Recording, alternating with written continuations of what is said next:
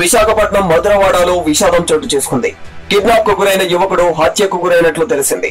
వివరాల్లోకి వెళితే మక్కన్నపాలెంకు చెందిన సాయి విజయ్ పవన్ కళ్యాణ్ 23 సంవత్సరాల వ్యక్తి.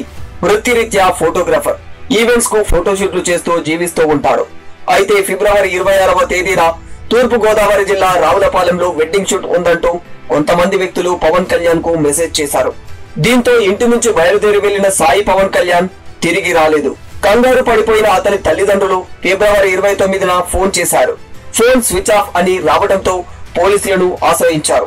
సాయి పవన్ కళ్యాణ్ తల్లిదండ్రుల ఫిర్యాదుతో మిస్సింగ్ కేసుగా నమోదు చేసుకున్న పోలీసులు దర్యాప్తును కూడా ప్రారంభించేశారు.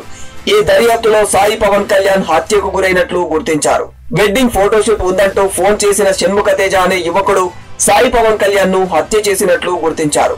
ఆన్లైన్ లో సాయి పవన్ కళ్యాణ్ కు షణ్ముఖ తేజ అనే ఫోటోగ్రాఫర్ ఇటీవల పరిచయం అయ్యాడు.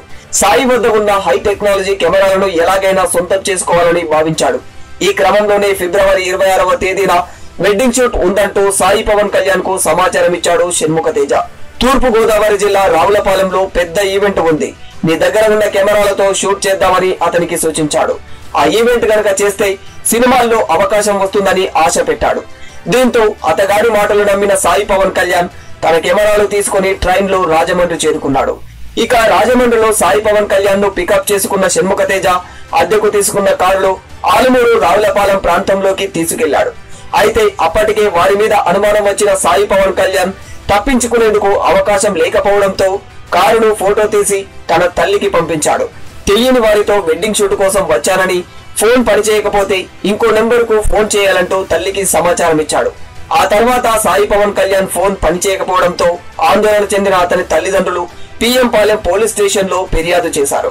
మిస్సింగ్ కేసుగా నమోదు చేసుకున్న పోలీసులు కాల్ డేటా ఆధారంగా షణ్ముఖ తేజ వెంట వెళ్లినట్లు గుర్తించారు. అతని ఇంటికి వెళ్లి విచారణ చేస్తే పరారీలో ఉన్నట్లు తెలిసింది. అదే సమయంలో అతని గదిలో పవన్ కళ్యాణ్ కు చెందిన కెమెరాలను కూడా పోలీసులు గుర్తించారు.